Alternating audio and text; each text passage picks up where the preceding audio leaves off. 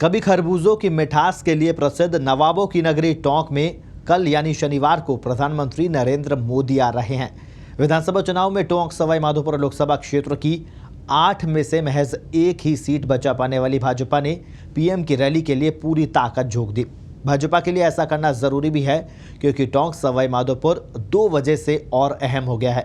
पहला ये कि उप मुख्यमंत्री सचिन पायलट का ये निर्वाचन क्षेत्र है और दूसरा ये कि कल तक भाजपा के सांसद रहे हरीश मीणा टोंक जिले के ही देवली उनियारा से कांग्रेस के टिकट पर विधायक चुने गए हैं। इस लोकसभा क्षेत्र से जयपुर राजघराने की दिया कुमारी भी भाजपा टिकट की दावेदार बताई जा रही है।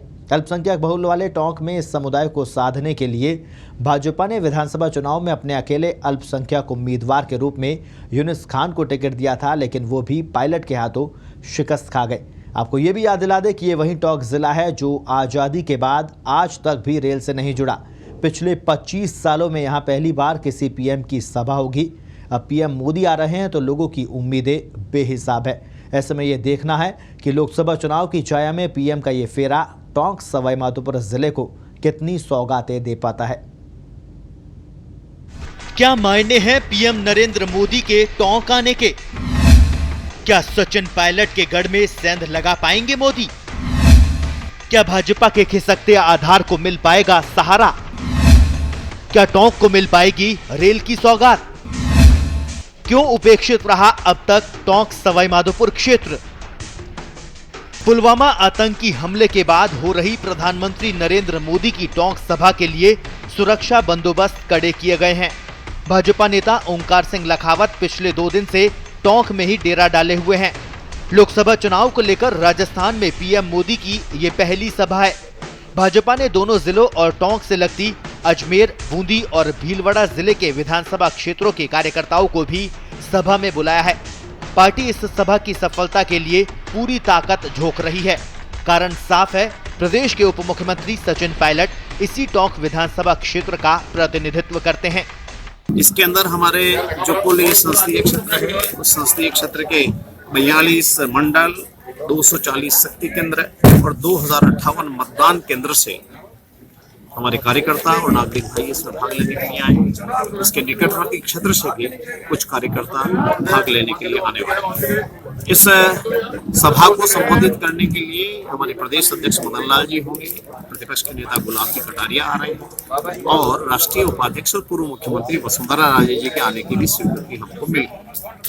इसमें केंद्रीय मंत्री राज्यवर्धन सिंह जी आ रहे हैं, हमारे लोकसभा के प्रभारी श्री प्रकाश जावड़ेकर जी जो केंद्रीय मानव संसाधन मंत्री है वो आ रहे हैं, सह प्रभारी सुधांशु जी त्रिवेदी राष्ट्रीय प्रवक्ता है वो उसमें भाग लेने के लिए आ रहे हैं।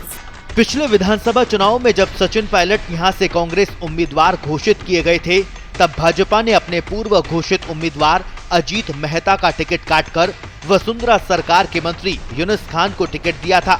तब उम्मीद की जा रही थी कि यूनुस खान के कारण अल्पसंख्यक मत भाजपा की झोली में आएंगे, लेकिन ऐसा नहीं हुआ। तब ये चर्चा भी रही कि यूनुस के पक्ष में चुनावी रैलियों में कोई राष्ट्रीय स्तर का नेता नहीं पहुंचा। तत्कालीन मुख्यमंत्री वसुंधरा राजे भी प्रचार समाप्त होने के ऐन पहले टोंक पहुंची थी।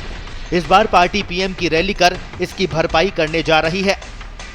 प्रधानमंत्री सम्मानीय नरेंद्र जी मोदी जब टोंक में पधारे हैं तो गांव और ढाणी में जाकर लोगों को पीले चावल देकर उनको निवेदन कर रहे हैं कि इस सभा में पधार कर और उनके ओजस्वी भाषण सुनकर अपने आप को लाभान्वित करें, क्योंकि यह हमारे लिए सौभाग्य का विषय है कि टोंक में देश के प्रधानमंत्री पहली बार पधार रहे हैं। तो कार्यकर्ताओं में उत्सुकता ही कम से कम लोगों को उनसे मिला जाए और अपनी बात को उनको सुनकर और उनकी जो योजना है उनसे लाभान्वित हो। कभी खरबूजों की मिठास और बीसलपुर बांध के लिए प्रसिद्ध टोंक इन दिनों बजरी माफिया की वजह से बदनामी का सामना कर रहा है। विधानसभा चुनाव प्रचार के दौरान मौजूदा मुख्यमंत्री अशोक गहलोत ने भाजपा सरकार पर बजरी माफिया को संरक्षण देने का आरोप लगाया था। टोंक का बीड़ी और नमदा उद्योग भी अब बंद होने के कगार पर है। पिछले सालों में हर चुनाव में टोंक को रेल से जोड़ने के वादे तो खूब हुए, लेकिन आज तक ये जिला मुख्यालय रेल से नहीं जुड़ पाया। आज हमारे प्रदेश के नेताओं के साथ में जब देश का प्रधानमंत्री, वो प्रधानमंत्री जिसने चाय की दुकान से अपना जीवन प्रारंभ किया है, वो जब टोंक में आ रहे हैं तो हमने अपने हाथों से सबको चाय बना के खिलाई है।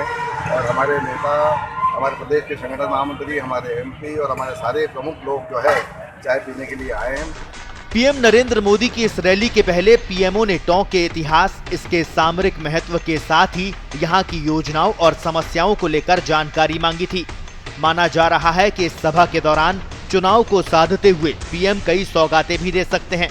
इस मौके पर भाजपा के लोकसभा प्रभारी प्रकाश जावड़ेकर, सह प्रभारी सुधांशु त्रिवेदी, संगठन महामंत्री वी सतीश, भाजपा प्रदेश अध्यक्ष मदन लाल सैनी, राष्ट्रीय उपाध्यक्ष और पूर्व मुख्यमंत्री वसुंधरा राजे, नेता प्रतिपक्ष गुलाब चंद कटारिया और केंद्रीय मंत्री राज्यवर्धन सिंह राठौड़ के साथ पार्टी के अन्य वरिष्ठ पदाधिकारी भी मौजूद रहेंगे।